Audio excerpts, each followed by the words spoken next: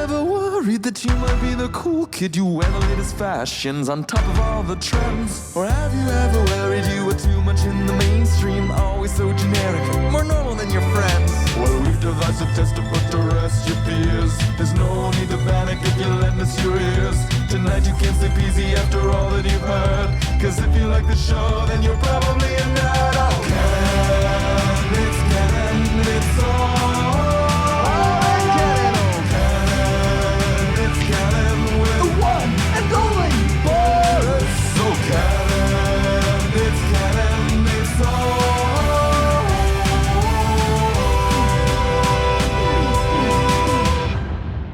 In canon.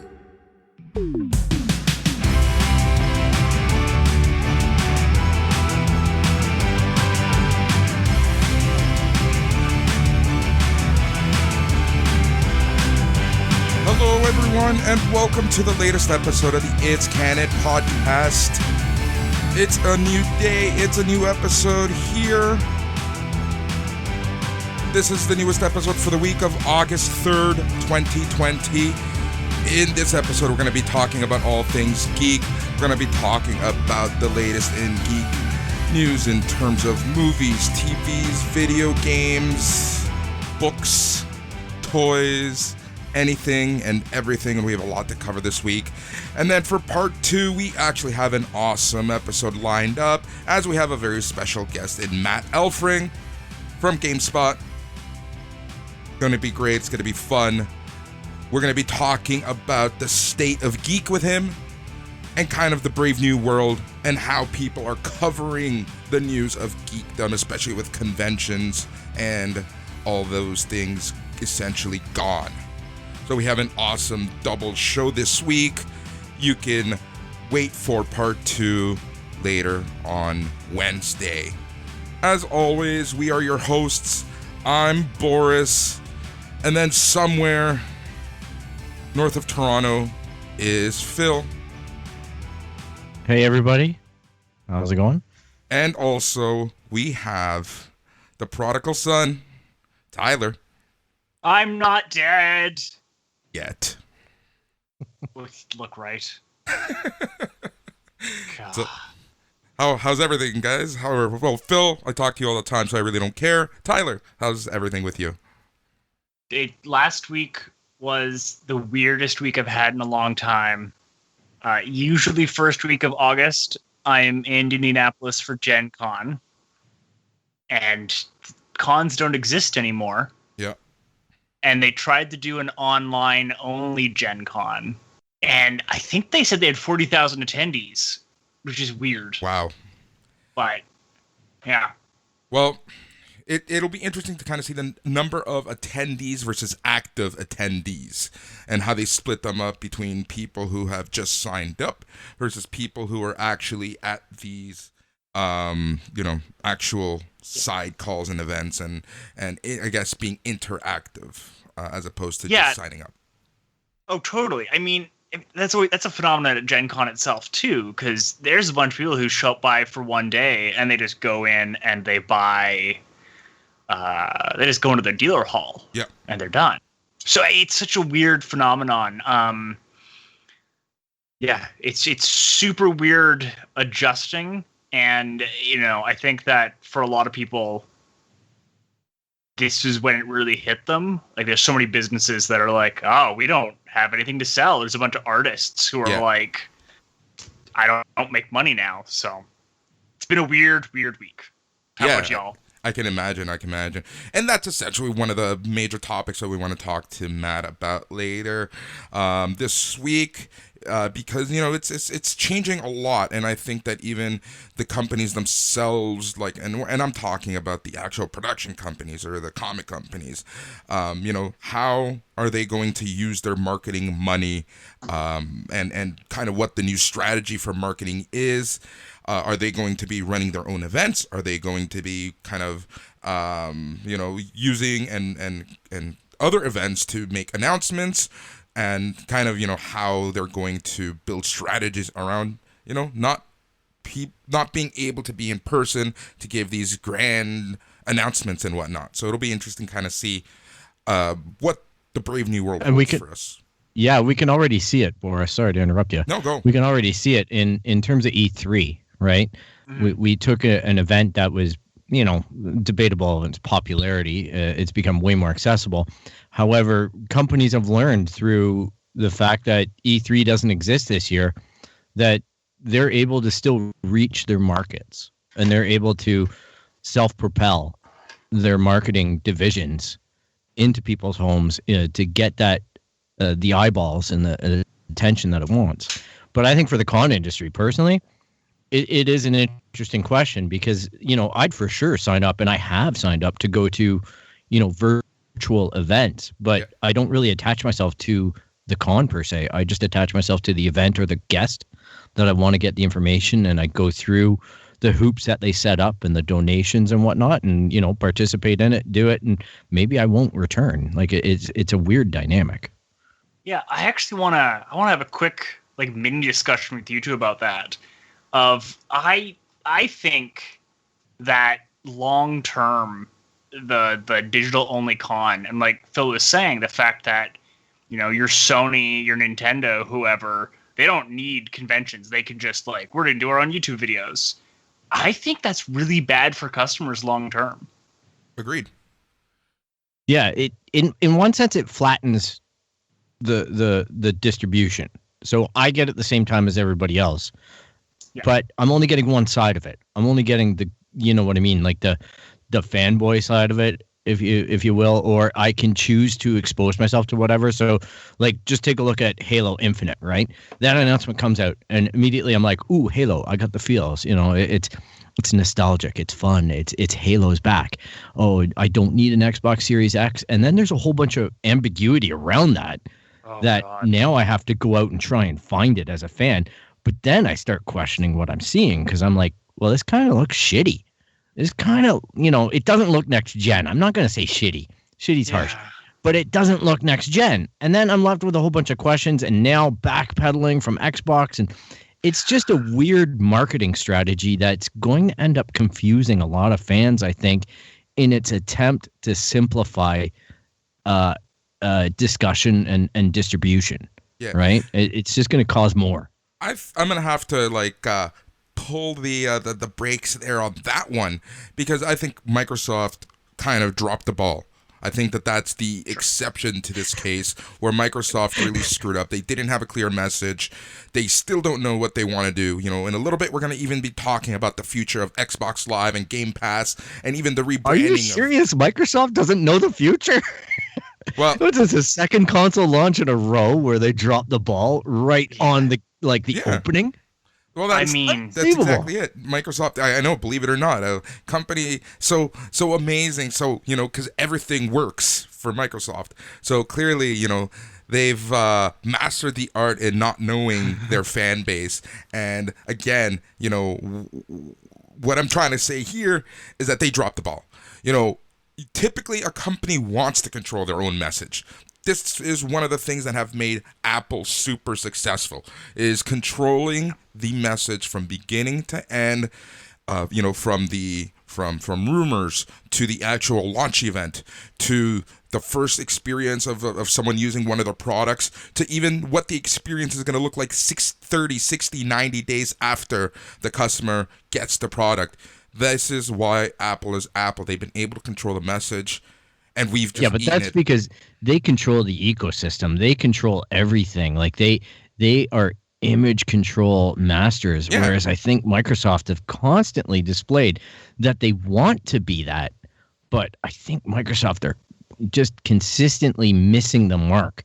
I don't know if it's their focus groups. I don't know if it's just ego at the top or what. But I think, man, oh man, have they ever got some big stuff wrong? One of the things that constantly what that hurts Microsoft is that it appears that their PC division, their Office Word division, software division is siloed so far from the Xbox division that the two sides never talk. They don't know what they're actually doing, and there's no actual strategic planning coming from the top. So then, when it comes time to controlling the message, they obviously have a hard time in doing so because the left hand isn't talking to the right hand. I mean, I think that the Halo Infinite example specifically it's a trickier example for all the reasons you're both bringing up. Of like Microsoft is such an odd entity, it's such an odd actor in the space. I think that possibly like a more accessible example might even be this Avengers game that like I genuinely just want to know what the game plays like, and I feel like I have no idea what this like. What is this a punch 'em up? I feel like I have no idea, and I've watched 2 videos, and I'm just curious. Well, I know specifically with Avengers, they're going into betas over the next 3 weeks or so. So odds are there's going to be a lot of beta keys going around. So we're going to get a pretty good breakdown. The controversy that I saw today about it was the fact that PlayStation has the Spider-Man. Yeah. And now everyone's writing this article, well, what a dumb idea and stuff like that. And, the most honest headline I saw was good for PlayStation, but bad for Avengers fans. And I'm like, well, Avengers fans aren't a part of the planning of this. It's a console war, baby. Like, we are in a full-on nuclear exchange between Microsoft and Sony right now. And it's just getting started. Oh, totally. And I think that if you didn't have those betas, though, like you'd only have the YouTubers that they have prepped and ready to go to only say positive things going out to a launch. Yeah. And that happens a lot, but I think it's being pushed back now a lot off of Last of Us 2. I think that there was a real shakeup in the industry. I'm hoping that people are now, because I know a few reviewers were like, well, we think it's a good game, but we don't think it's a perfect game. And developers, that game's starting to unravel. Ubisoft is getting caught not only with its pants down as far as allegations about sexual misconduct. I'm not sure pants down is the phrase you want to use when talking about allegations. True enough.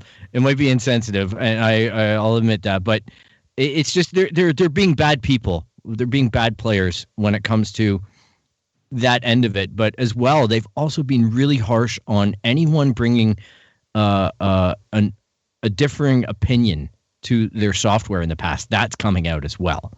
And that's where it's really starting to hit the fan, where they're like completely shutting YouTubers down and people and giving other people unfettered access to all of their betas and whatnot, and then completely ruining people's careers. Because the one thing that all this has shown, and this goes into a bigger meta conversation, all right, sure, about Mixer and about TikTok and about all this stuff happening where people's careers are being threatened, like people who make their livelihood off of these platforms are being threatened by short-sighted companies or political decisions that, or companies just choosing not to support somebody in the space. It's disgusting to watch, right? Like, you're seeing people's careers being ended by these decisions. Well, it's brutal, and as someone who works in those creative industries, I've always been terrified of being reliant upon a platform for that reason. Yeah, and as you should. Like, honestly, I think it's my heart breaks for all the people, like I say, on Mixer and whatnot, and potentially on this TikTok ban and whatnot. Not that I'm a TikTok fan. I don't even have the app. But that being said, I know that I've watched people produce on the app through Twitter or whatever, and there's some, real humdingers on there, like some stuff that's made me laugh out loud over this pandemic. So I think that creative people are going to be creative, and it's just brutal when the carpet gets pulled out from under people's feet that are these creators. And I don't know, it's just so difficult. Like when a video game company decides that they don't like the way that you review their titles, and then they withhold and they hold you back as a reviewer. Yeah. Right. I think ACG is one of the ones that stands out to me, where he just keeps on getting shit on by a lot of people. And he just, Jarek just keeps on coming back with, well, I didn't get in on the early beta. I'm going to review it with you guys, and I'm going to give the copy away or whatever. Like, he's still supporting his community. He's still running his Patreon.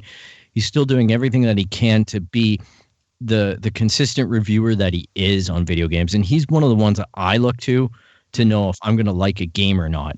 and he may not be the biggest, or he's no ninja, or he's not a streamer. He's just a game reviewer.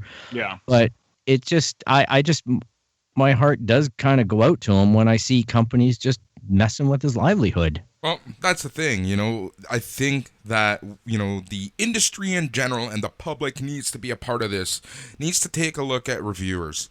Reviewers have now turned into and have been assimilated as a part of the marketing machine. It's not so much, hey, try this out. If you like it, you like it. If you don't like it, you don't. They are so keen for positive reviews, for headlines, for snippets, for whatever these companies want to use it for. So obviously they are going to make friends and send things to more positive reviewers. And because of that, what you have been seeing lately is some reviewers who used to be very unbiased kind of toned back because they still want to be allowed to the table. And I think that's fundamentally that's wrong. You're also messing with what someone actually thinks of something. Like you're manipulating. You're creating the message that you want to go out there, as opposed to congratulating you or, hey, you need to improve on X, Y, Z. Everyone's just trying to create this beautiful world, and everything is cool and everything is fantastic. And this is why kind of, you have that one part of the reviewers, and I'm talking about more of the official reviewers, the IGN folks, the Atlanta people, those types of YouTubers. They're part of the marketing machine. And then you have the flip side of that, where you have what happened to The Last of Us 2 and their Metacritic score, So because of that, Metacritic has responded saying, hey, there's now going to be a window, and we're going to essentially, not release what the actual rating is until after the fact and a few days later. So, all of this, again, it can be for good and it can be for bad. It's just, I guess we're going to have to see. And I think that this really goes back to what my whole point is that we, geeks, from the companies to the consumers to the advertisers to the critics, we really need to take a look at, how we're contributing, because, essentially we're creating a very toxic world and continuing this toxic lifestyle to reviewers, and we're contributing to a company's bottom line by creating positive reviews just for the sake of positive reviews, and it really shouldn't be like that. So I don't know. There's a lot to take in with everything that I said. Yeah, sorry to send us down this hugely divergent path right off the opening, but I've seen it with Lego, and there's nothing more childish and pure as Lego. But I've seen guys that have come out, and every time they criticize a Lego mistake, they always present an option to fix it. It's not like they're just sitting there, this is a piece of shit, don't buy it. You know what I mean? They're actually engaging in the community and saying, hey, look, if you added another minifig, if you made this change, if you made it more compatible, if you maybe added a few more pieces to the parts ratio, they've done everything that they can to contribute, and Lego continuously shorthands them, and then the guy who glad hands them when they get a set, oh, check this out. He knows it's a complete piece of shit. There's no ship in it. It's an image. And he goes on, he makes a 40-minute build video, and then Lego sends him the rest. You know what I mean? Of stuff 2 months before it comes out. And I'm like, oh, this is just crazy, man. Because people's careers are depending on this. I've seen so many just between YouTube demonetizing children's videos with Lego to this now where Lego is shorthanding people, and this guy is having to basically review sets based on his Patreon response now. And it's not only that, but we talked about it when The Last of Us 2 came out, in regards to bonuses for the actual developers and the people who created the movies or the games and whatnot, whatever it is. If it's dependent on a certain critic score, it's kind of it's we are destroying so many possible livelihoods. There was one game that was 1% off on the Metacritic score from the staff getting their bonuses. That's bullshit. I mean, this is, for that specific bit, I don't think, I think that tying, your bonus to critical reviews is a nonsense metric that should be illegal. Yeah. Yeah. Like, to sales numbers is one thing, because at least that is like, maybe you have some influence over it. And I don't love that sometimes, because, you know, if you're just a rigger, you have no real control as long as you've done your job well. If, you know, narrative fucks up. Yeah, but you know what? It's not like anybody involved in the production of it is trying.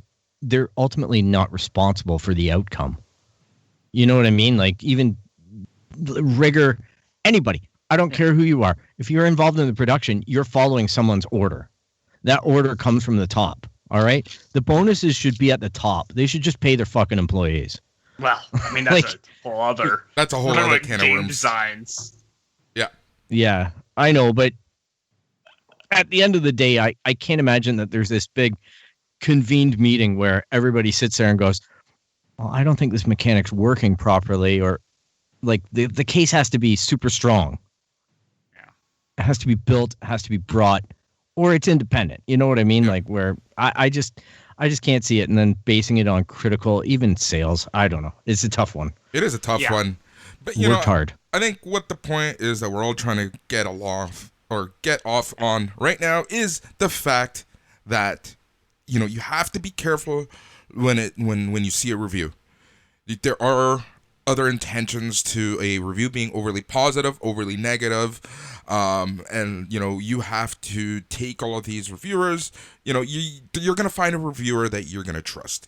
You know, I think we all have that. Reviewers that we tend to side with more because they have similar interests and taste as us.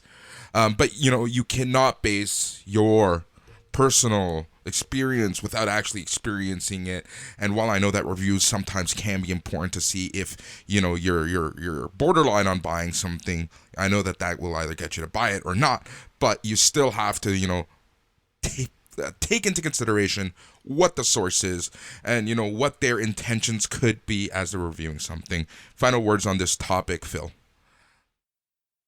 Hey, I echo those same sentiments. You know what? I have my group. I'll release them, so we can release them from It's Canon podcast and on our personal accounts or whatever. But I have my group of people that I support that, you know what, they make or break a game for me, regardless of the hype. I'm old enough now that I can differentiate it. Like, you know, it took a while because marketing's slick.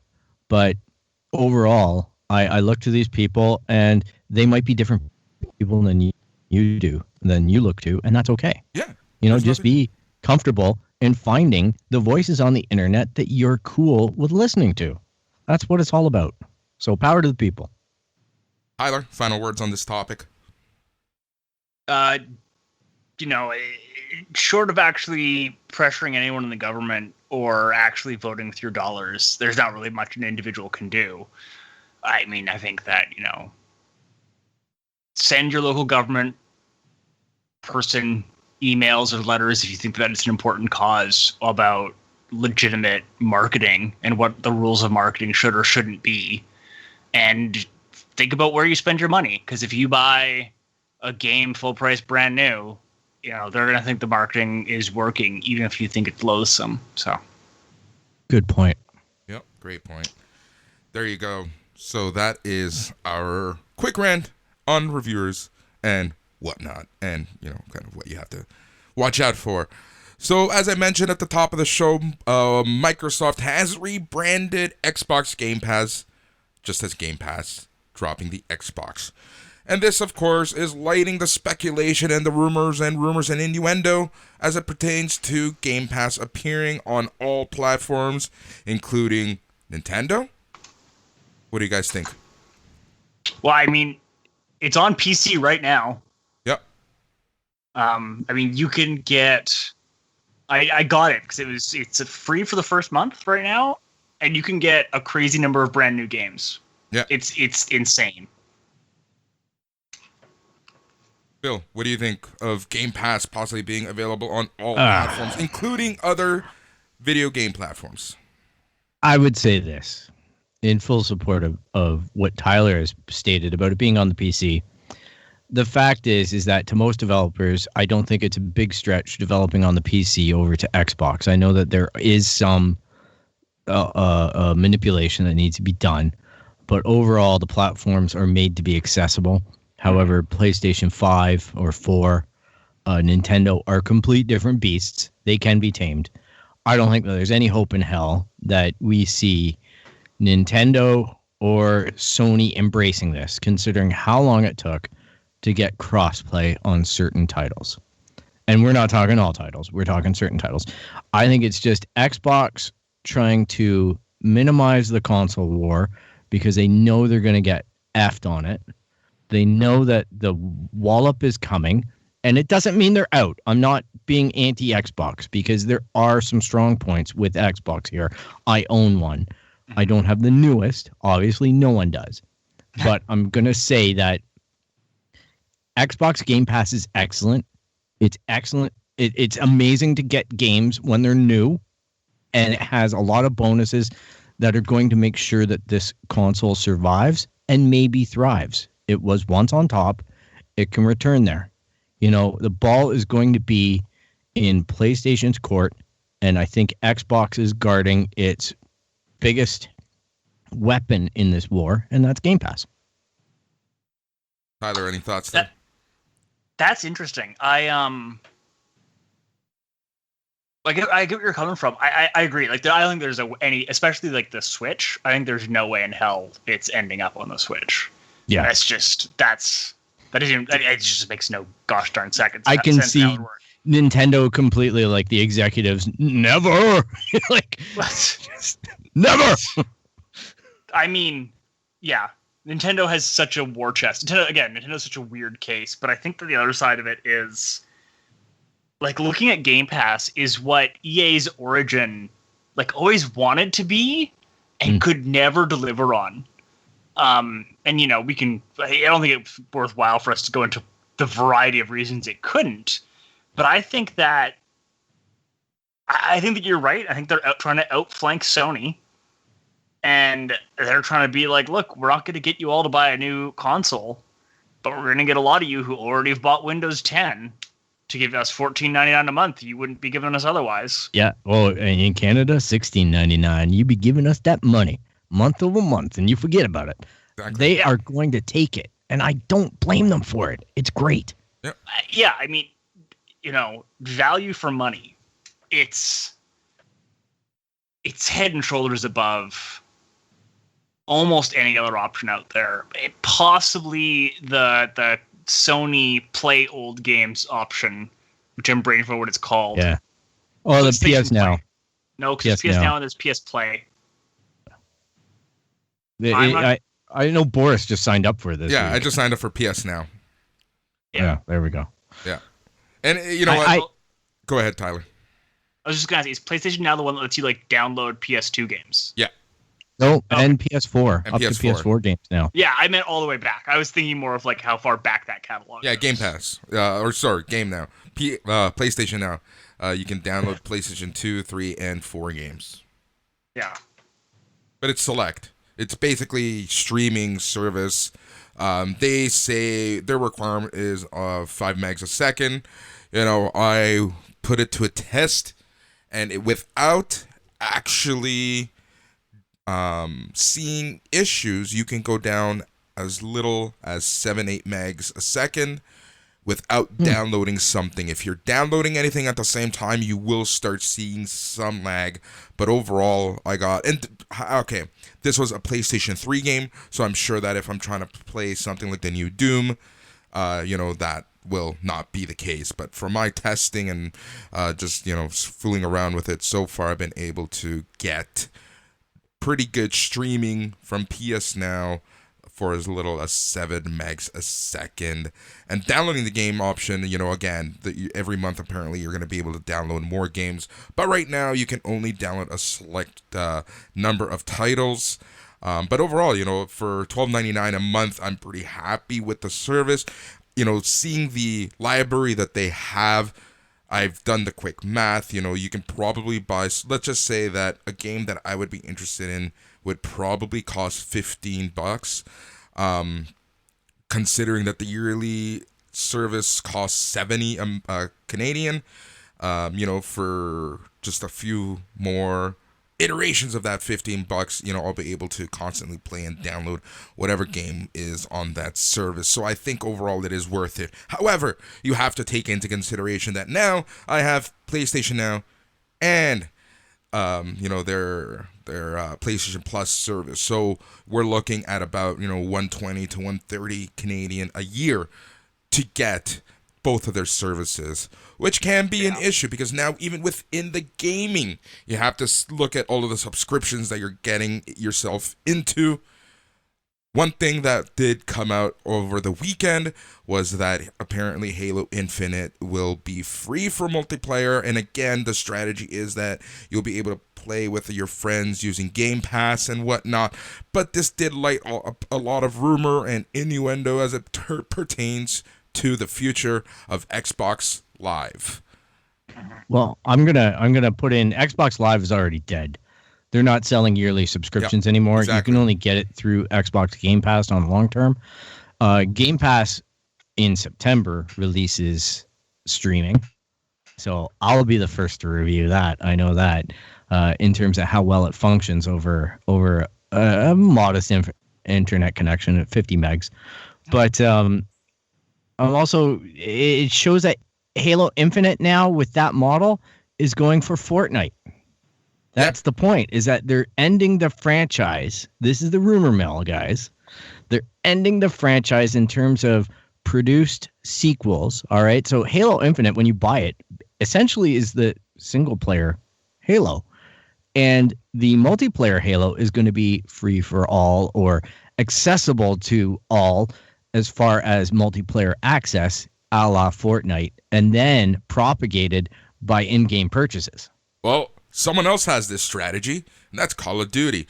Apparently, Call of Duty is going to start using this strategy where you have your basic campaign, and that's what you're paying for whenever a new game comes out. But the Call of Duty multiplayer will be cross-platform, quote-unquote, free-to-play, and whatnot. So this seems to be the new strategy for FPS games. Thank you, Riot, for making, and I guess, there's other games, but Riot Games really helped with making free-to-play games very accessible and the need for cross-platform and whatnot. But this seems to be the future of where franchises like Halo and Call of Duty seem to be going, and that's because Fortnite really, really disturbed the scene. They didn't disturb the scene once. You know what I mean? Like, this is an ongoing thing. Yeah. Fortnite constantly is like, okay, well, when's everybody going to stop playing Fortnite? You know what I mean? I remember walking around Toys R Us and there's Fortnite toys. And I'm like, well, when's this shit going to go off the shelf? And it doesn't. It's always going back to number one. Like, whenever a game comes along and knocks it off, it comes back. So this is why the bigger companies now are mobilizing on this type of platform with, Call of Duty Cold War coming out and all the hints being dropped in Warzone and all this stuff. It's happening for a reason. I don't know how sustainable it is. Apparently the model is there. So, it's not my game. Yeah. Kids, you're not going to catch me going around as a unicorn or whatever, killing everybody and building walls and all this kind of stuff. But it's for a lot of people, and good on them. You know what? Gaming's gaming. I'm a big believer in everyone who games is a gamer. So have fun with it. I'll go back and buy my, old man single player games and play with my friends on co-op games and whatnot. I know that I'm dating myself there, but it's what I enjoy, and as long as I support it, I'm sure developers will develop, and as they will for theirs. Tyler, any thoughts? Tyler, how do you feel? Do you think that they can all do that and not, like, it? To me, it I understand why you would do it, but it just sounds like you're trying to fight in, like, the already choppy waters instead of about flanking.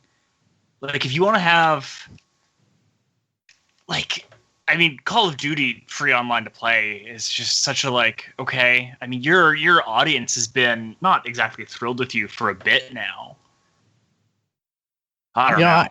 I agree. Like, it doesn't seem sustainable, and it seems like the big guys, if anyone, are going to screw it up. Yep. Right? Like, they're gonna ruin the party. But we saw it with Destiny, and that exit from Activision. Bungie trying to extract themselves, and then moving to some kind of hybrid model, and then you know what I mean. Like, I don't even know what the hell is going on with Destiny anymore, and they pissed me off enough as a player that I don't freaking care anymore. They have a nostalgic string in my heart for when they launch their next IP, if ever. But that's about it. Like, when I look at the mess that they made, and I'm expecting all of this stuff to go the exact same direction. When these publishers try to adapt this late in the game, if you're not on it the week after Fortnite launches, you're done.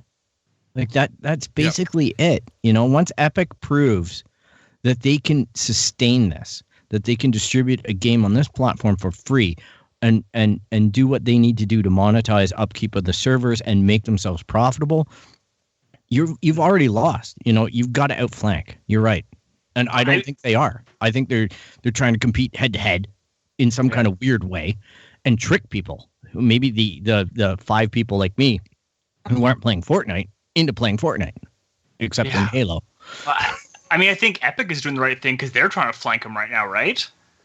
Yeah, they are. Like, they're trying to set up a Steam killer, which they may or may not, but they've built their player base so much just because it's like, here's a free game every week. Yeah. Whatever. It's crazy what's going on the PC front, but that always gets lost in the waves. And good for PC players because there's a lot to be claimed in that zone. If you're a gamer in there, whew, man, oh man, that's been a great fight between Epic and Steam. Yeah. So there's a article right now that I've been reading in front of me. It's from Forbes, dated from August 1st, and the title is "The Math Behind Why Microsoft Will Kill Xbox Live Gold for Game Pass." So to summarize this article, they summed up a lot of the things that we had already talked about, and that's as it pertains to, the cross-platform play being, the big driver, the monthly recurring revenue and subscription services being big. The one area where this article kind of kills me is at the end when they try to say, hey, but Sony doesn't have anything like this. PS Now, the adoption rate is a lot lower, blah, blah, blah, which that part is true. But they don't really give the chops to PlayStation. And they're basically saying, hey, but PlayStation has their PS Plus, which is $60 a year. And they don't have anything else outside of that. So this is a very pro-Microsoft article that doesn't really go in as much depth as us. But hey, it's there. And if you want to see some of the numbers and kind of a justification for this brave new world that they're going to be entering in, Forbes has that article. And like I said, the name of it is "The Math Behind Why Microsoft Will Kill Xbox Live Gold for Game Pass." That's that there. Sony has announced that their next State of Play, it will be coming this Thursday, August 6th at 1 p.m. Pacific, 4 p.m. Eastern, 9 p.m. out for our British friends. And they already did reveal that there's going to be no big PlayStation 5 announcements, but they will be giving an update on the upcoming third-party published PS4 and PSVR games.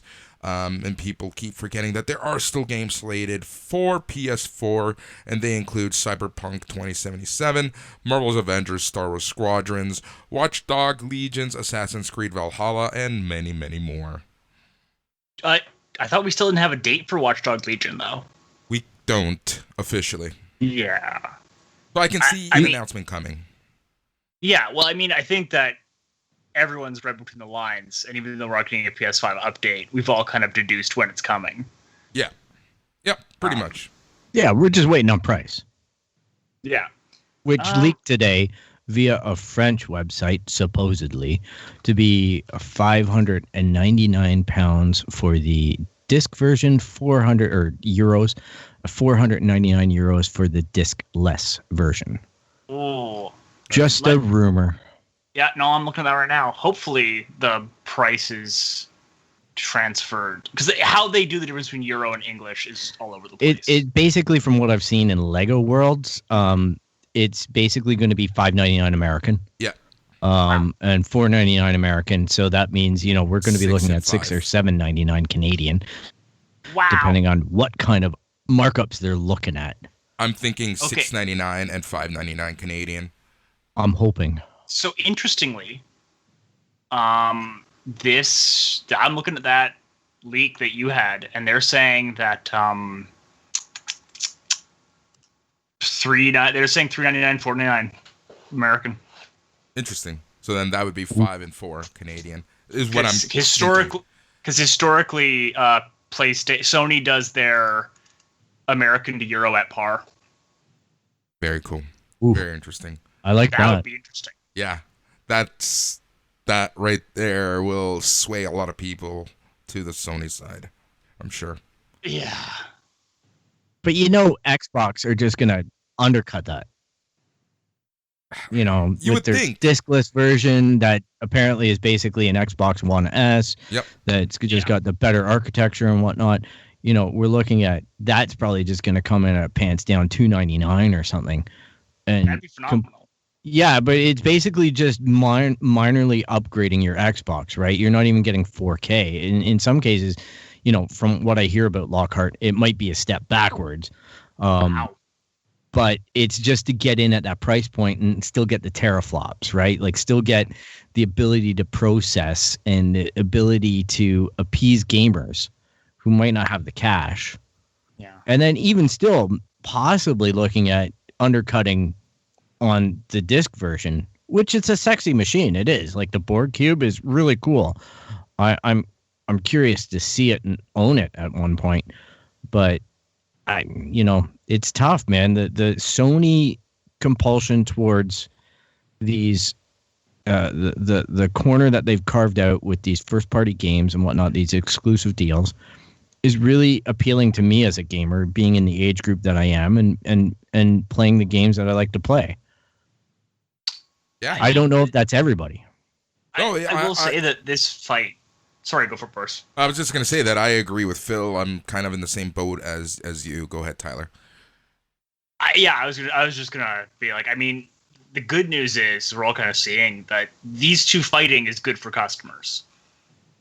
And Very. Here's the thing, though. Like I said last week, yes, they are competing against each other, but the real war is not Sony versus Microsoft, Xbox versus PlayStation. It's Sony and Xbox and Nintendo versus PC gaming. Maybe. I think that, again, Xbox is trying to flank that and be like, no, we're on both teams. That's essentially where I kind of wanted to go and say. But then you have Xbox, who clearly, again, they're trying to dominate both worlds and be able to access the most people. So the way that they see this possible is by having Game Pass, being that platform to unite them all. I just can't see. All right, and this is my own ignorance, and probably not the greatest place to air it over a podcast. But with PC gaming, as big as it is, PC gamers have always been just doing what they do. PC gaming. Yeah. They laugh at the console wars. Any metric that I see about success or failure of a company is not based on PC games. Agreed. PC games are just the underlying, thing that's out there. The love and hate relationship between developers and PC gaming. Our games are going to get cracked. Or they want to develop for consoles because it creates barriers for their IPs, right? So every metric that I see is basically a console war as a metric, not a PC game. So I just can't see PC being relevant to this whole thing. They're just benefactors. Like the more companies want to go and make Cyber 2077 and the more PC gamers want to build the ultimate PC that can run 120 frames per second of ray tracing, whatever, at however billions of dollars they want to spend, go for it. You're going to beat me hands down. You can play it in 8K. Go for it. Mm-hmm. But that's a PC gamer's mindset. They've always been, on their own path. When I was a PC gamer, man, oh man, you can screw consoles, blah blah blah. You guys can't get resolution. You don't even know what that means. You're right. I just can't see it being super relevant. Like the marketing, the everything that drives the game industry right now is console. The threat that I see coming up is gaming on your smartphone, mobile gaming. Yeah. That is posing to be a huge market. If you look at any of the hardware sales, you got ROG, you got Lenovo, you got like Asus ROG, you got Lenovo, you got multiple players getting into that market and making gaming handsets that also happen to be phones that can stream, that can portrait camera, everything, accessories, coolers for your phone. Everything that's happening in the PC market that was exciting and everything like that is happening in the mobile division to get those kids gaming in that end of it. Yeah. I mean, you look at Statista. I just pulled up the stats for this because I thought it was interesting. So if you look at PS4 install base is 112 million units. The PC regular gamer installed base, and that's across all games that they can get data for, is 1.3 million. The 1.3 billion. Yeah. And the mobile gamer base is 2.2 billion. So it's 10 times a quarter of all humans. Yeah. That's crazy. Yeah. That's a lot of Candy Crush. I think that's what it is, right? Yeah. I mean, I think that's the good and bad of it. The shitter games. Games that you can play while on the shitter. Yeah. Or being a lunatic in Pokemon Go. Yeah, but I know in watching Unbox Therapy and whatnot lately, I'm seeing Lou review more and more handsets that are coming across his desk that are gaming phones. And he's playing like shooter games, PUBG or whatever the fuck it's called. He's playing those types of things at 120 hertz refresh rates and playing against, supposedly PC gamers in cross-platform kind of stuff, and he's beating them because he's got the advantage with the performance of the smaller screen at the higher res and the higher refresh rate, and he's just going through and just shitting around in a studio on like a Tuesday afternoon and having a blast doing it. And I'm like, man, that's a cell phone. That's crazy. I'm so far away from the mobile gaming world right now that I'm not exactly 100% sure what's out there. I need to do my research on that and get back in the loop. But I know that technology was just getting absolutely crazy. And, again, that's the differentiator between, Android phones is their specs and all the extra BS. So these companies that can make gaming phones, they have that advantage as for their consumers. So I always got to mess it up. Yeah, you do. I'm telling you. Good. So that's, I think it's time to move on from video games, where we've spent a lot of time chatting video games. There's so much more that I wanted to talk about because this past weekend was thankfully a long weekend here in Canada for most people, as today is Simcoe Day, civic holiday, whatever you want to call it. And we had so much TV to watch as Netflix and Disney Plus release a lot of new content over the weekend. The main three things that we're going to be talking about are Transformers, Muppets, and Umbrella Academy. Phil, I didn't get a chance to watch the Muppets on Disney Plus. I'm sure you did. So I will leave it up to you to kind of summarize your thoughts on this new Muppets show. Well, yeah, and you know what? It's funny because I looked at this list and I ordered them in the order that I thought would make most sense for me. So Muppets was first. I completed Transformers second, and I embarked upon Umbrella Academy. And as far as the Muppets goes, it's not the Muppets of old. It is updated. It isn't quite as edgy as that ABC series that came out a few years ago. But it's definitely got a little bit of adult content. It's got a little bit for the kids. There's nothing that the kids can't watch from what I saw or recollect. And it's more, it's just for a new generation. It really is. It's a new voice for Kermit. I am struggling with that as a fan of Jim and Steve's portrayal of Kermit over the years. But it was nice to see it. Put it that way. It was a nostalgic kick for the half hour that it was. And I'm looking forward to weekly episodes and seeing some of the characters define themselves properly by their puppeteers. Their performance is obviously a big influence on how the Muppets come across, or puppets, or whatever it is vernacular you want to use. It was fun. It was silly. It was shenanigans. It was a guest. RuPaul was the main guest, which I thought was a pretty brave choice for the Muppets. I think it's a super clever choice. Yep.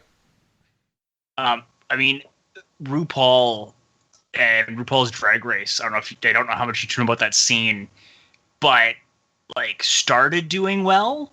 But now there is, and I'm not making this up, there is RuPaul's Drag Race, the American one. Then there's a UK one. Canada launched 5 weeks ago. Yep. There's an All Stars, and there's there's a Thailand. And, like, that's an empire. That's crazy. Like, RuPaul has an empire before we even talk about the fact that they own a bunch of fracking sites. Man. Oh man. It was good though to see the Muppets, and that's where there was a little bit of an edge, where they're talking to him about, the show and stuff like that, and it was fun to see portrayals of certain characters come on, like certain Muppets that are very obviously gay or LGBTQ. You know what I mean? Like, just in that realm, in that spectrum, in the rainbow realm, talking to him, and I'm like, this is totally cool. You know what I mean? I'm like, this is a great evolution for the Muppets to actually embrace different audiences, not alienate, and have some fun in there for everybody to watch. And so I thought it was very open as far as all of that goes, and I'm okay with it. I can see maybe some people not, but I think that just speaks to the world, and maybe the world that they live in. I don't know. Did you find it a lot to be like the Muppet Show? Like the Muppet Show, it's time to light music and time to da-da-da. It wasn't as structured as that. It's obviously it's more.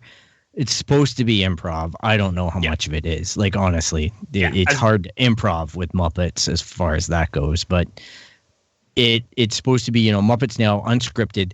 I think it's really just trying to get an edge.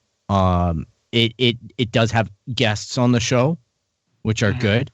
I'll harken back to the Fraggle relaunch on Apple Plus TV. They did a small run of Fraggle shows that were socially distanced. Yeah. So they used some kind of radish communicator, and they were able to communicate to other people. So all the Fraggles were individually, and they were apparently all shot on the iPhone 11. So the puppeteers had the Fraggles on their hands at home, doing the show with backgrounds and whatnot to make it look authentic, and they were doing this show with like Alanis Morissette and different artists, and they were singing, and they were all singing with the Fraggles and whatnot. That was a little more variety show for me, because there was talk, there was music, there was stuff like that. Whereas Muppets Now was a little more of a stand-up comedic kind of, that type of tone. And it's not bad. Like I pushed out several tweets and Instagram posts and whatnot asking, because, the next day Disney go ahead, Disney Plus, and they release a whole bunch of new avatars that are all the Muppets. And I'm like, that's great. Now, how about releasing all of the old Muppet shows on your Disney Plus? Because they promised us when they bought Jim Henson, they promised us that seasons 4 and 5 would come out on DVD, and they never did. Right. Yeah. So two full seasons of Muppets that haven't officially gotten their enshrinement into people's homes. Yeah. So I'm curious about that, because I read 2 Jim Henson books over the past year and a half, and everyone's kind of reported that like Jim would have a bunch of like extra clauses and stuff in contracts. So like people would part own things, and it would be like, so like Disney bought the Henson Company's share of stuff, but it might be something bizarre, like the freaking, we can't have a Taskmaster led movie because some small studio owns the rights to a Taskmaster solo movie or something. Well, the majority of the way that most of that contract broke out is the Henson Company still owns, and that's Lisa, Cheryl, and Brian, still own Dark Crystal, Labyrinth, anything that was, Storyteller, anything that wasn't the Muppets. But the Muppets property completely got sold to Disney. Of what they owned. I'm saying, like, it might be something bizarre of, like, some voice actor owns some minor character. Like, owns a right to it or whatever, right? Yeah, maybe. Who knows what Jim negotiated. That's true. Yeah. At least it's very much in the performance corner. Yeah, at least it's not as extreme as the Peanuts contract, where you're essentially not allowed to make any new Peanuts stories, and you can only have intelligent retelling and recreations, but no new Peanuts stories are allowed. Yeah. Oh, that sucks. Yeah. I mean, well, they're allowed to make Muppets. They made a great movie at first. They made a terrible movie to follow it up, and they did a TV show that I thought was way better than it got any appreciation for, just because it missed marketing. Yeah, that had no marketing behind it. I mean, the other side is also Garfield, right? Of like, for a smile and whatever that licensing fee is, you could put Garfield on anything. Yeah. You can even put it in Zombieland. Yeah. Yep, we have that pizza store here in Toronto that apparently they're going to make a movie based off of. Go figure. Yeah, that's right. Yeah. So that is... Pizza. Yes, pizza. So that is Muppets Now on Disney Plus. As Phil mentioned, it is a weekly release. So they are going to the strategy that Disney tends to use is that weekly releases as opposed to binge watching. So let's jump on to a couple shows that we were able to binge watch. Those shows were available on Netflix, and we are actually going to start with Transformers War for Cybertron trilogy. The first part was released on Friday, and it was 6 about half an hour episodes, and essentially what this show is a retelling of G1. It was a lot darker than what you're used to. The characters were, I guess, a little deeper than what we're used to. The story was a little darker than what we're used to.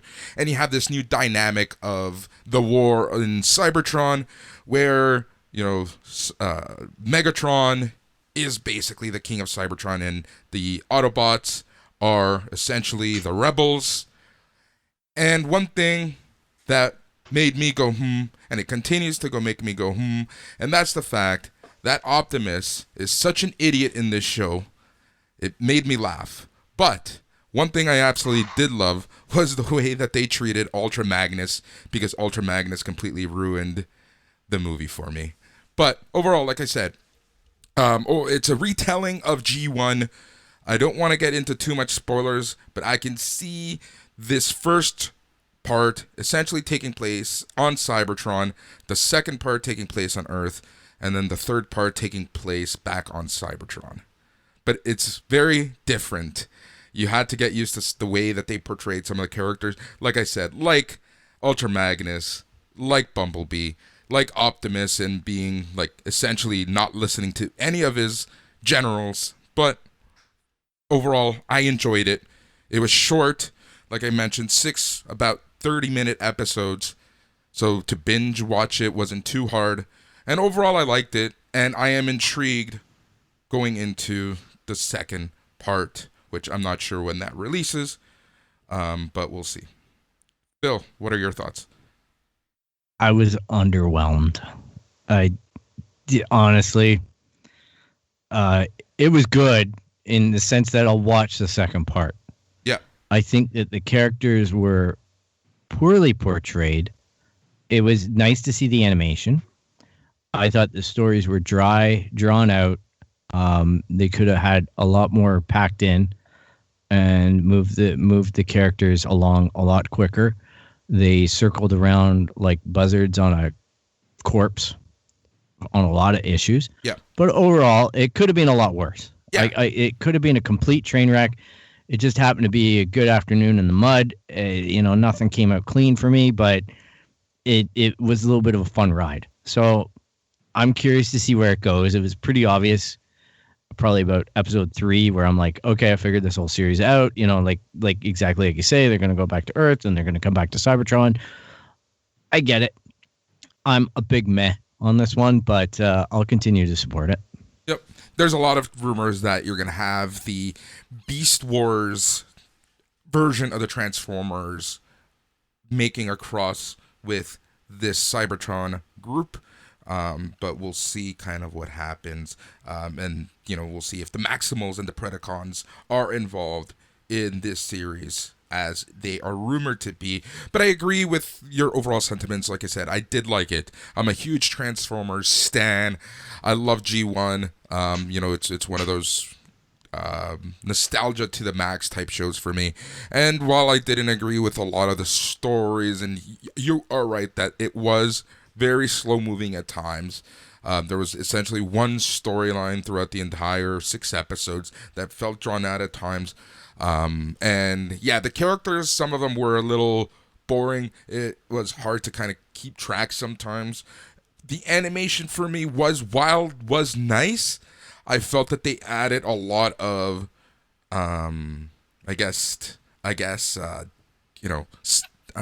it was dust. Anytime that they felt that the animation first and was a little difficult to do, they just added a bunch of dust to the foreground of the scene to hide a lot. But overall, like I said, I'm intrigued enough and I like it enough that I'm going to keep watching. If it's, 2 more 6-episode parts, then I'm all game. Tyler, did you get a chance to watch any of this Transformers show? I didn't pick it up, but I think I can summarize what you all have said, and that's they did a dark and gritty reboot to Transformers. Yes. Okay. They want to sell toys. Like, honestly. That's what Transformers is there for. It is literally toys. It's a complete vehicle for that, and it lived up to hype. Wait, the show that's the sole purpose was to be a commercial? Yes. Remains a commercial? Yes. Yeah. Despite trying to add depth, I'll say this as a nostalgic, like, amazing point for me was just seeing the tape player guy, Soundwave. Yeah.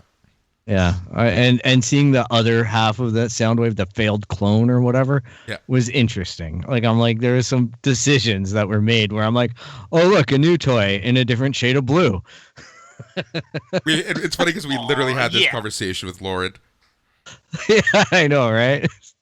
Just, give him yellow hands. Yeah, new toy, package, ship it. So that is Transformers in a nutshell.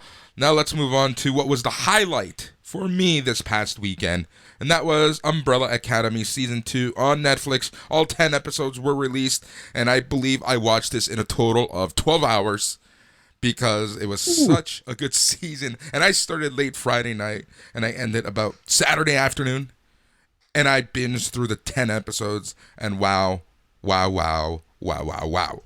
For those who do watch or read the comics, they borrowed elements of the comic books, but they kept me guessing throughout the 10 episodes for the most part. And while, there was a lot going on at times, especially in the beginning, you're kind of left with what the fuck is going on. As the season went on, almost everything was answered.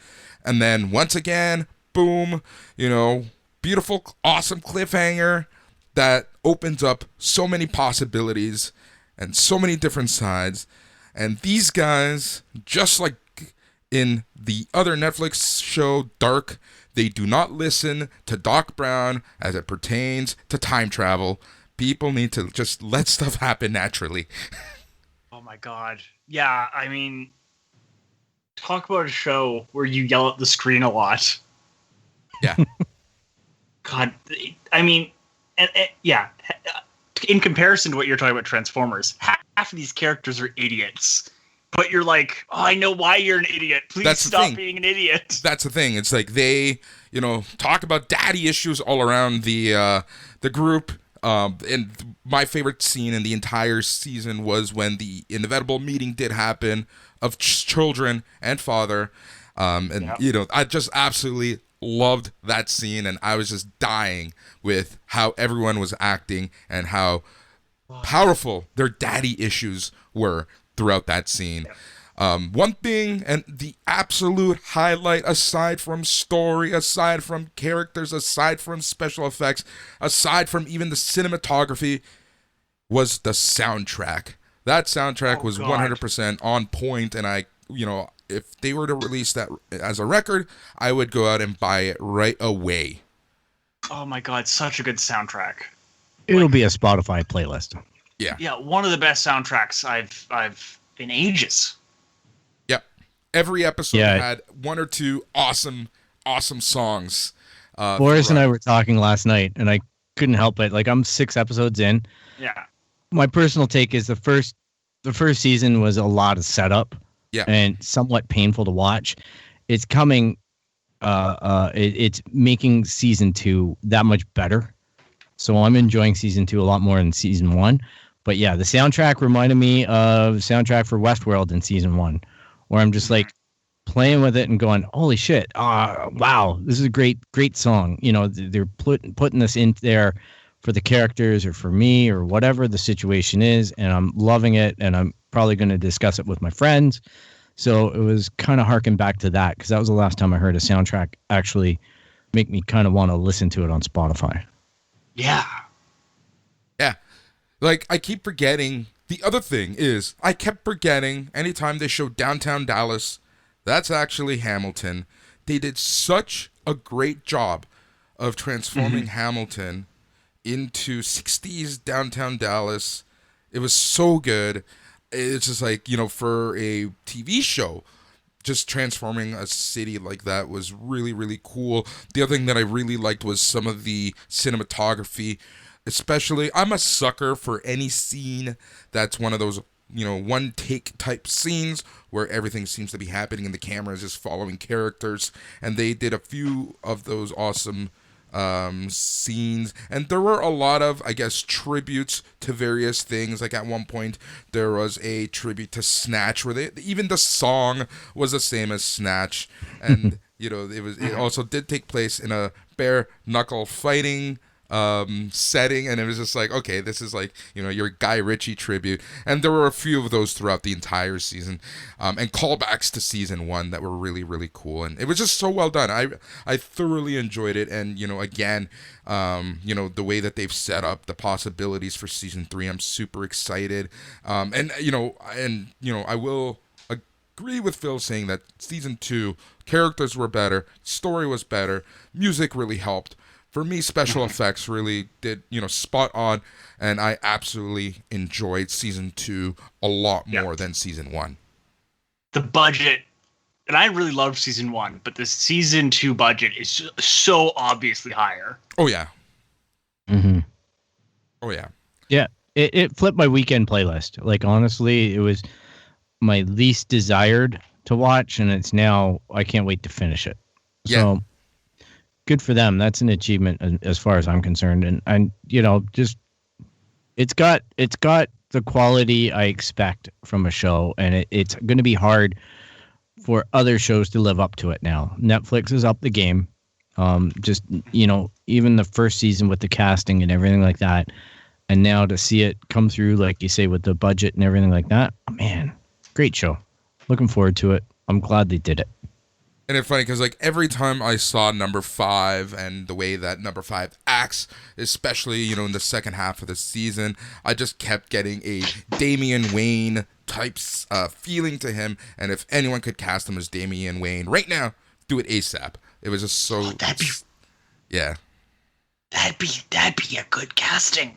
It's perfect casting. It's perfect casting. So, there you go. Real good. Umbrella Academy season 2, Netflix, all 10 episodes. Go watch it. It's a really, really good time. All right, so this is a story that we've been talking about for the past few weeks, and it involves Universal Pictures and AMC Theaters and their ongoing saga of exclusivity and what is the appropriate amount of time that Universal can send their movies out to the on-demand world.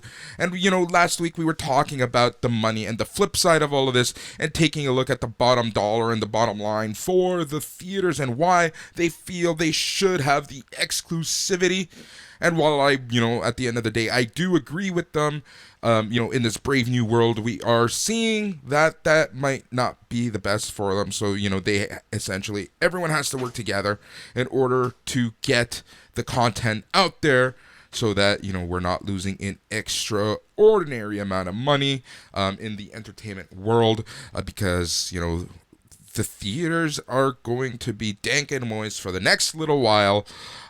Here in Cineplex, here in Canada, Cineplex has limited their seating to 25 per theater, and you have essentially many groups of 2, and you have a couple single seaters, but they are all socially distanced. And the map, actually, the seating map came out last Thursday, as here in the Toronto area, the Cineplex theaters have reopened as of Friday.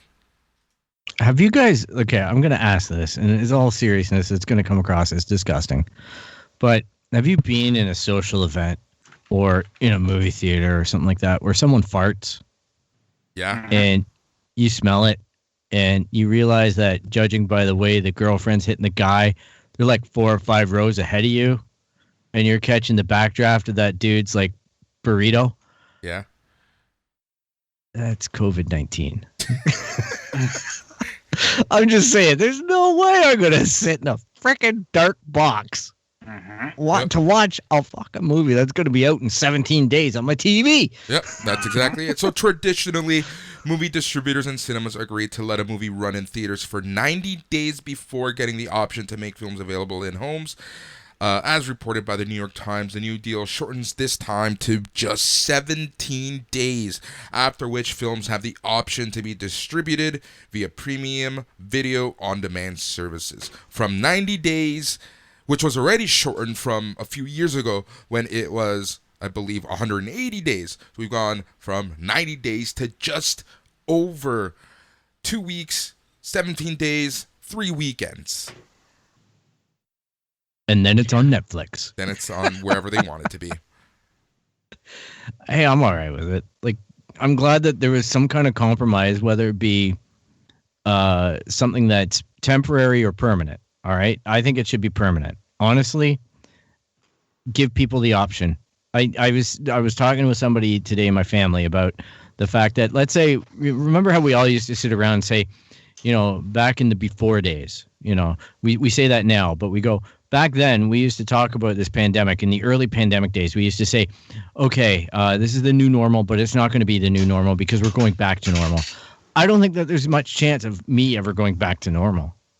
You know what I mean? Like, me ever trusting a crowded space of recycled air, mask or no mask. I'm going to have a tough time undoing what the pandemic has done, and that really threatens things like movies and concerts and other events like that. Conventions. The BO in conventions, it can be a story within itself, So nowadays, it'll be very interesting to kind of see how again, losing listeners by the story. So it'll be interesting. Well, Tyler must be cringing right now. To see how conventions will be in the future. Tyler, we haven't really heard your thoughts on any of this. I kind of tried to summarize things as best as possible in terms of what we had talked about in the past. But what are your thoughts on movie theaters being dank and moist? What's the brave new world look like to theaters? Do you think that they'll be able to survive? Go ahead. Yeah, I don't love. I'm gonna make a comparison, and it's a little bit of a walk, but I think it's apt once you follow my walk. And I say this as someone who I loathe Uber and Lyft. I just hate them. But I also at the same time recognize that like taxi cab companies weren't doing as well as they could have, and they need to be better for customers. And there's a lot of flaws in how Uber does things, how Lyft does things. But the reason they were able to be so successful so fast was because cab companies weren't doing well enough. And that's the long and the short of it. And I feel like this is the same situation. I don't like how we're getting to it, but theaters needed to do better. like, how many theaters, and less of a problem in Toronto, I guess, but like, how many theaters do you go to? And it's bad seats that aren't comfortable, that are sticky. You're paying overpriced food for terrible food. And you're like, why? And I'm paying $20 for the privilege. Yep. You're paying $20 for the privilege of watching this with good sound and a good screen. That might be in focus, might not be, might be lit properly, and the sound might be too loud or too soft. It's not consistent. And you're assuming you get a good seat. Yeah. Right? Imagine if you get one of those seats like way off to the side and the entire movie's at a cocked angle. Versus how many of us have 72-inch TVs and shit now? Yeah. And then just think, you can go to a VIP cinema and listen to somebody eat and complain all the way through the movie. Yeah. Like right next to you.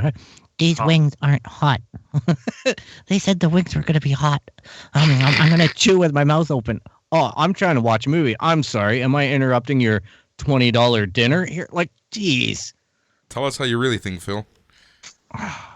I just don't find it sanitary, especially eating and farting and watching TV in a dark box. It's dank and moist. I don't like it. I think Phil hates people as much as I do. You know what? If people just try to get along, it goes a long way. But when people get obtuse, it's frustrating, especially in these public environments. I just want to watch a movie. Don't turn on your phone. Don't have a conversation. Don't light it up. Don't chew with your mouth open. How about you eat the food before you go into the movie theater? And it's disgusting enough to hear you eat the popcorn. You know, like, and yeah, $20 popcorn and pop. This is what last week I meant to bring it up again when we talked about movies. And the fact is that Cineplex didn't innovate enough. There was a failed buyout. They sat on their asses. They should be running frickin' drive-in movies, screening them on the outside of their building and selling $20 popcorn hand over fist to all those people. Like, we have giant buildings with walls that can be used as screens to circumvent this whole issue. And they don't do it with empty parking lots. Yes, let the hate run through you. Exactly. I just don't get it. I just don't get the dark side of the force. I know, but it's hilarious to me that they're making everybody else responsible for their failure, and it really is just an innovation. It's just, you got to think outside the box, and they really missed that chance, and they still can do it. What? Yeah, and I mean, I think that, you know, that thing we found out where up here in Canada, we had a dude who like hosted the before movie thing, and it was revealed that like he didn't get paid for the first 2 years of his work or something like that. Yep. They paid him movie vouchers for an acting job, and it's just like that's the exact attitude of just like, no, we didn't have to do anything. Well, yeah. It's maddening to me because I think that they were just banking on this buyout. They violated the terms of the buyout by racking up so much debt due to COVID-19, and now they're struggling. And I'm like, the option is still there. You can do the right thing. You can still bring movies to people. Hell, have free, weekend movies with, early showings when the sun goes down so the kids can come and watch the newest Disney movie or whatever, and just get the family out into the car, buying some popcorn, do some goodwill in the community, and get the big titles back on the screens. Yeah. And we just get back to watching Wonder Woman 1984 or whatever instead of having it to be infinitely delayed. Christopher Nolan can finally show us whatever the hell his new movie is. Exactly. And it would still be on a big screen. Maybe it doesn't have the great sound and stuff like that. But there are things that can be done. It just takes a small amount of investment, comparatively. And you'll recoup it. We've got these monolith buildings just sitting there. Yep. Well, Cineplex has reduced their price to $5.99 a regular ticket, and then on every Tuesday their tickets for $2.99. So they're trying. They have to try something, right? But I do agree that they should be thinking outside the box. As much as I hate that term, I will use it here, but they do have to think a little bit outside the box and see what can they do to build goodwill between themselves and the consumer, especially, here's the thing. You have a good number of consumers who will not return to the theater, and I think Phil falls into that category. But then you have other people who are willing to go back, but they don't want to sit in dank and moist theaters. So I think it's right now up to Cineplex to up their game. It's up to AMC to up their game and give us something and promote that, whatever that something is, and do some goodwill. And it's up to them to get, to convince us, the consumers, that it is clean enough, that it is good enough, that it is comfortable enough for us to watch a movie without thinking about what's happening outside. Well, you know what? Like, how many times have we gone into a movie theater to watch The Late Show and it smells like butt in there? What theater do you go to? Like, you just walk in and it just smells like people. You know what I mean? And odor and stuff like that, unwashed. Yeah. And I go, and then they turn the air conditioners on and things get better. But then the air conditioners are kind of really loud. And then once the theater cools, then things get back to normal. You watch your movie. I'm like, I'm surprised they're not going to charge us extra just to clean. Podcaster yells at clouds. Good for them on the price point. If $5.99, you can potentially risk getting sick.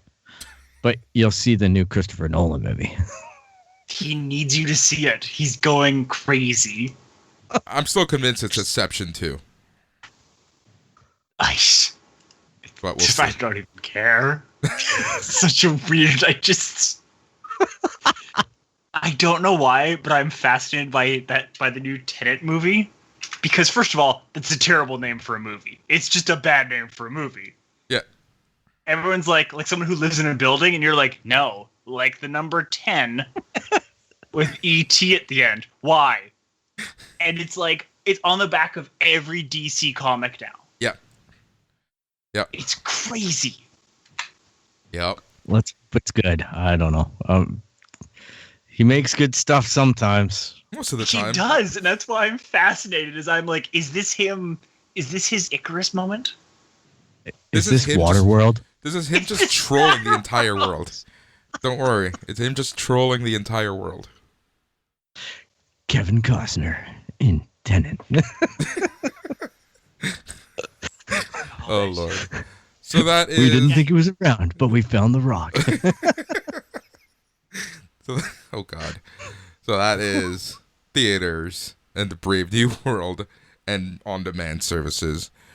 So because Phil is in such a great mood, let's get Phil in an even better mood. Phil, can you give us an update and break down all of the news from the past week as it pertains to Star Wars and Kathleen Kennedy and remakes and Lucas Abraham cuts and God knows what else is going on with Star Wars?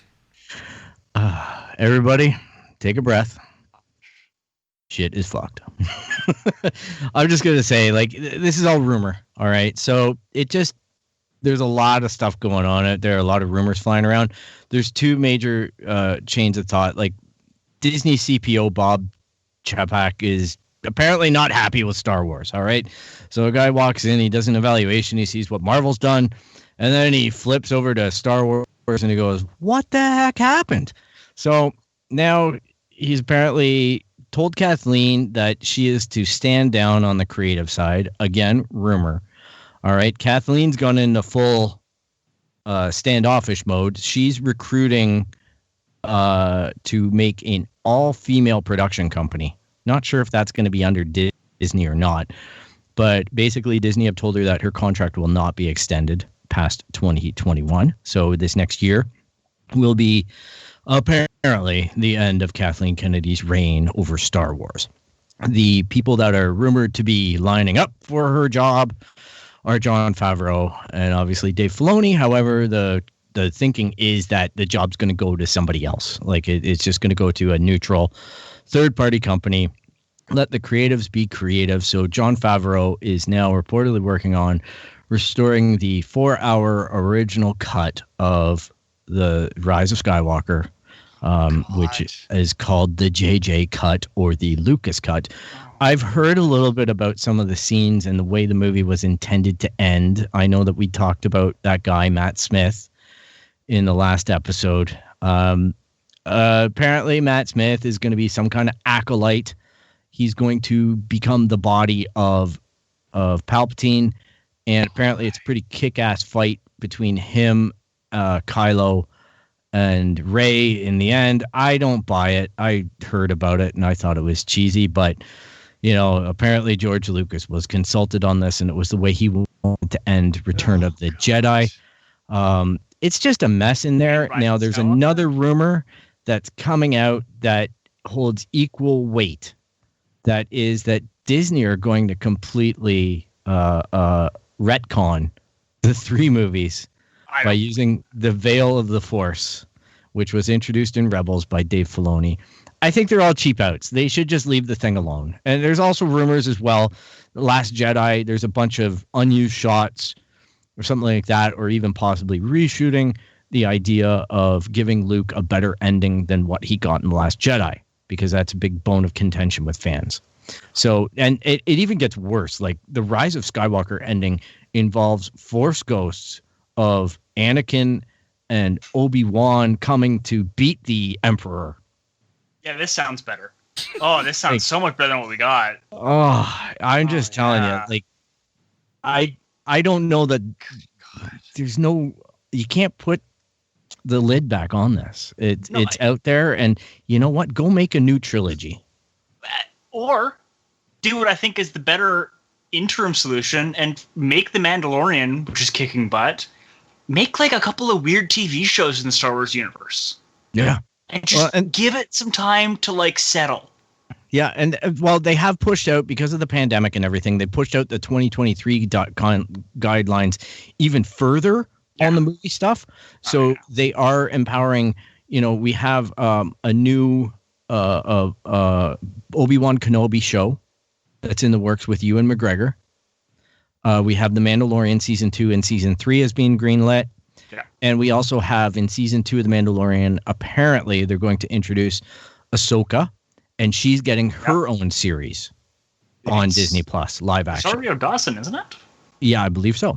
So we're looking at that being the absolute baseline, that we're going to get a lot more Star Wars content in the theaters, or sorry, on Disney Plus. But the theater experience, you're right, is being pushed out. All of this stuff I'm talking about that's rumored to be coming, or at least being looked at in the Lucasfilm headquarters, are all things that would be released on Disney Plus. So they wouldn't necessarily be canonized. It would just be alternates presented to fans of trying to apologize for the mess, trying to show them what was intended, and trying to see what the reaction is in terms of how they go forward. But I don't think any of the timelines really match up, because everything that I hear is 2023 at the minimum before we start seeing these alternate cut movies, which puts it right into production time on the new trilogy. I hate these re-releases of different cuts. Like the Snyder cut. Thanks, it's Zack such Snyder. just have the courage to be the movie and be like, it was a shitty movie. We'll do better next time. Yeah. I agree. You know what? I dislike The Last Jedi immensely. Sure. But I accept it. Yeah, and good for Rian Johnson. He tried something. It didn't work for me. But it may have worked for somebody else. And if that makes them a Star Wars fan. Yeah, and that's great though. That's the thing. I'll never argue with someone who loves it, because they're equal. They're allowed to have an opinion. It's not, Star Wars doesn't just belong to me or you or anybody else. We're all going to have different reactions, and to recount the whole experience and try to define it into an agreeable position for everybody is so Disney. Disney is outdoing Disney by doing a Disney move. It's so weird. Like it's such a weird, like, even with Snyder Cut especially, it just reeks to me of you're giving so much credence to this cult of personality behind like the sole creator under some auteur theory. Yeah. Now, I will openly admit that this information comes from an extremely sketchy source. Sure.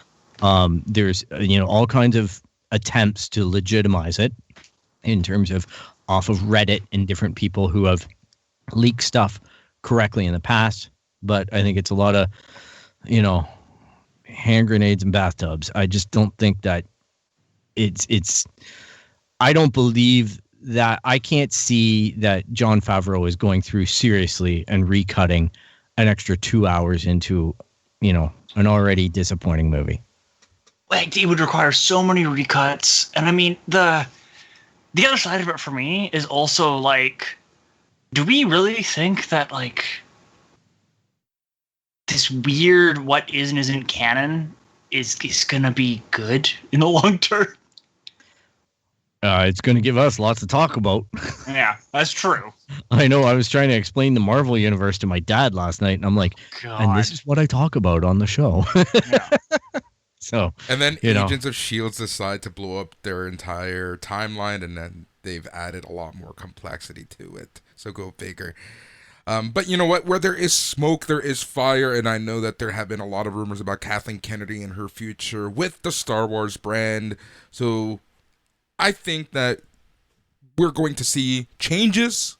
What these changes actually are will be up for debate. But I do believe that at the core creative of things, we will be seeing some major changes for Star Wars in the next 12 to 18 months.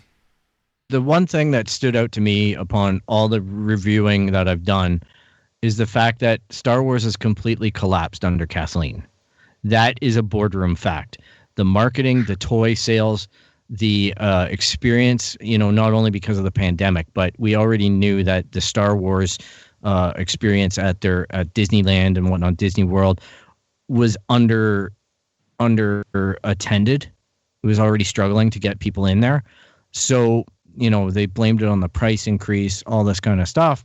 But I think that really it just piles on to Kathleen's failure to lead the franchises into a strong spot for Disney. They expected more. Yeah, I agree. Yeah, like I said, where there's smoke, there's fire, and we're going to be staying on top of this because this is huge. This will have huge ramifications throughout the geek world, and it will kind of set a precedence as it pertains to how these major franchises can undermine our intelligence and after the fact change what is in canon versus what isn't in canon. And I think that is something that we need to discuss further because we are walking on eggshells right now where if people don't like something, you just get a redo. And I don't fully agree with that. There are smart ways to do it, but I just don't like things like the Zack Snyder cut. The re-releases of movies and whatnot. I think that that's a little cheap and it does undermine our intelligence in the grand scheme of things. I think it also discourages any creative team from taking any risk, That's right? Another point is you're now falling into, what Tyler, you and I used to talk about all the time, in previous incarnations of this show as it pertained to Marvel and kind of, how it became all about the end game, quite literally, as opposed to each standalone movie being able to be different. I feel like they're, as good as they are, as good as Thor Ragnarok was, as good as Guardians of the Galaxy was, as good or bad as Captain Marvel was, they were all leaning towards one story at the end of the day, and each movie kind of started feeling more or less the same. Yeah. So. There we go. Yeah, I agree with you. I think that. Yeah. Yeah. Phil. I'll pop in. I agree.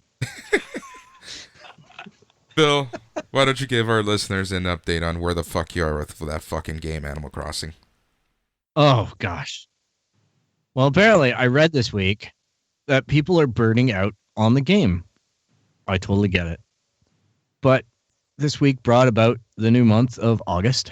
So we got fireworks. We got new bugs. We got new fish. And yeah, I'm finding that I'm caring about the game less and less each day. However, I'm still grinding at it. So, if you really like hitting rocks, catching fish, and basically doing nothing, Animal Crossing is a game for you. That's awesome. And Phil, how can our awesome listeners get a hold of us? Well, you can find us at www.itscanonpodcast.com.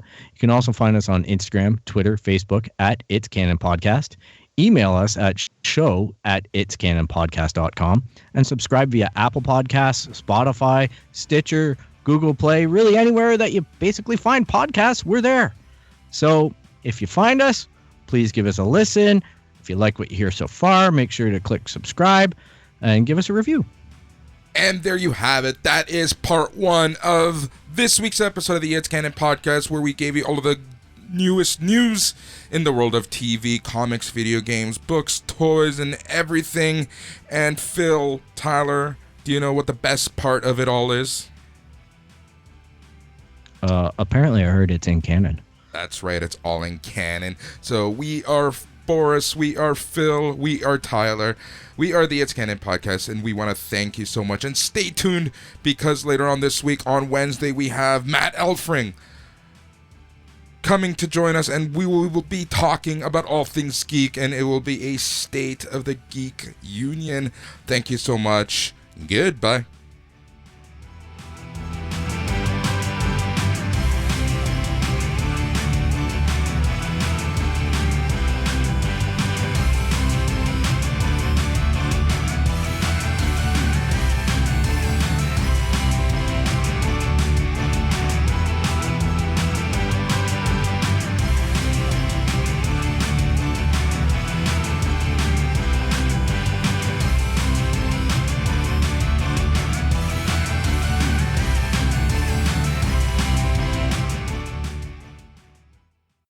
And done.